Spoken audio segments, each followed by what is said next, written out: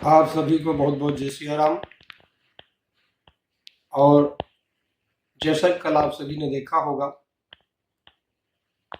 चुनाव जो परिणाम आ चुका है और उस चुनाव परिणाम को देख करके काफी पीड़ा हुई। चुनाव में हार जीत तो लगी रही थी, लेकिन जो कल अयोध्या की सीट का निर्णय हुआ, जो परिणाम आया, वो देखकर मन बड़ा व्यथित हुआ। इतना सब कुछ होने के बावजूद हमारे अयोध्या क्षेत्र में ये क्या हुआ? उस क्षेत्र का हिंदू अभी भी कौन सी स्थिति में डूबा हुआ है, किस सोच में जी रहा है? हमने 1990 का दौर भी देखा, जब उस समय सरकारों ने निहत्थे राम भक्तों पर गोलियां चलाई, सरयू का जल पूरा लाल हो गया। 1992 का दौर भी देखने को मिला, जब एक सरकार आई और उस समय वो जो कलंकित ढांचा था, उसे गिराने में सरकार ने अपनी सरकार तक को बलिदान कर दिया। आप सभी जानते, कोर्ट में केस चलता रहा, निर्णय भी आया और फिर हुआ कि राम मंदिर कैसे बनेगा। तो भव्य और दिव्य राम मंदिर का निर्माण भी हुआ। जब प्रतिष्ठा हुई जनवरी में, तब भी बहुत लोगों ने उंगली उठाई, कुछ लोगों ने विरोध किया, और मंदिर का निर्माण भी हुआ, प्रभु की प्रतिष्ठा हुई, चुनाव का दौर आया।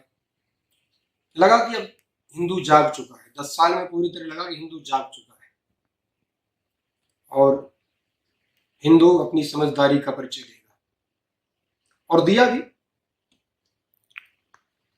उत्तर प्रदेश के अलावा कई प्रदेशों में बहुत अच्छा प्रदर्शन रहा।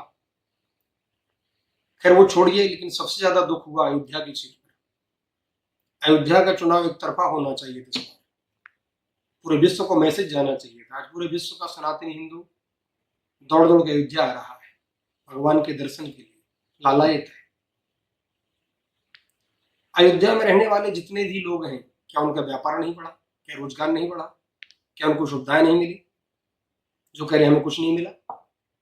हमें याद है अयोध्या में 4 उत्सव होते थे, एक रामनवमी का उत्सव, एक सावन झूला का उत्सव, एक कार्तिक मेला का उत्सव, एक विवाह पंचमी का उत्सव, और शेष अयोध्या में सन्नाटा छाया रहता था। सब महान संत बाहर डोलते रहते थे। अयोध्या में एक समूह स्थिति थी कि शाम को 7 बजे के बाद चाय नहीं मिलती थी। आज अयोध्या में लाखों लाखों लोग जा रहे हैं। एक समय अयोध्या में वो दौर था जो बड़े बड़े संत महंत फ्री में कमरे देते थे रहने के लिए। आज वो 2-2, 4-4, 5-5 हजार प्रतिदिन एक कमरे का चार्ज ले रहे हैं। बड़े बड़े महंत बड़ी बड़ी गाड़ियों से, और जिनको सरकारी सुविधाएं मिली, गनर मिले, वो लेकर घूम रहे हैं। तो उनका दायित्व नहीं बनता था कि वो बाहर निकलते हिंदुओं को जागृत करते, इस चुनाव को जितवाते? कुछ लोगों ने कहा प्रत्याशी का चयन ठीक नहीं हुआ। ये वही प्रत्याशी लल्लू सिंह है जो पहली बार कई बार विधायक रहे, 2 बार सांसद रहे। इस बार तो भाई ये था, निर्णय आया था राम मंदिर का, राम मंदिर बना है, प्रतिष्ठा हुई है, तो हर सीट पर योगी मोदी का नाम था, तो चुनाव एक तरफा होना चाहिए था। इससे सिद्ध होता है कि जैसे अटल जी के टाइम पर विनय कटियार को हराया गया, मित्र सिंह यादव को जिताया गया, उस समय भी गद्दारी करी थी, और आज भी लोग गद्दारी कर रहे हैं। इसका मतलब है कि हमारे हिंदू समाज में जयचंदों की संख्या बढ़ती जा रही है। हिंदू कब जागेगा?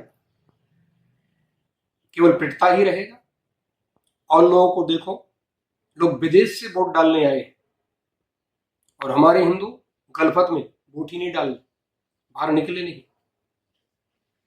दूसरी बात, सरकार से भी निवेदन है कि आप जब प्रत्याशी का चयन करें तो प्रत्याशी के पहले व्यवहार को देखें, क्योंकि आपके सांसद विधायक कई बार कहते हैं आप हमको थोड़ी वोट दे रहे, मोदी योगी को दे रहे, उनसे काम कराने जाओ तो उनकी शब्दावली होती है, उनका व्यवहार ठीक नहीं होता है। इस बार भी हुआ, ये लोग प्रचार करने नहीं गए, बहुत से लोग तो लल्लू सिंह ने पूरे क्षेत्र का ढंग से दौरा ही नहीं किया। बोले मोदी जी आगे हम चुनाव जीत जाएंगे, योगी जी आगे हम चुनाव जीत जाएंगे। इन प्रत्याशियों ने मक्कारी करी और इनकी वजह से हम चुनाव हार रहे हैं। इसलिए पुनः सभी हिंदू भाइयों से निवेदन है कि अपने हिंदुत्व को संगठित करें, क्योंकि हम संगठित रहेंगे तभी कुछ कर पाएंगे। हम खंड खंड टुकड़ों में बढ़ते चले जा रहे हैं। मेरा तो सदैव एक स्लोगन रहा है कि जागृत हिंदू, संगठित हिंदू तो सुरक्षित हिंदू। इसलिए सभी हिंदू भाइयों को पुनः संगठित होना चाहिए। ठीक, हम चुनाव हारे हैं, अगली तैयारी करो, आगामी विधानसभा की समीक्षा करो और अयोध्या वासियों को भी सोचना चाहिए, वहां के रहने वालों को इस पर विचार करना चाहिए। अवध को बहुत कुछ मिला है। बहुत से लोग उंगली उठाते रहे कि मंदिर इनने थोड़ी बनवाया है।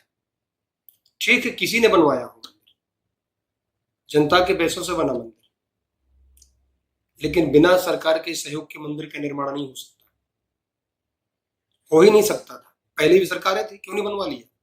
वो तो राम जी को काल्पनिक मानते थे, सनातन धर्म को उन्होंने डेंगू मलेरिया कहा।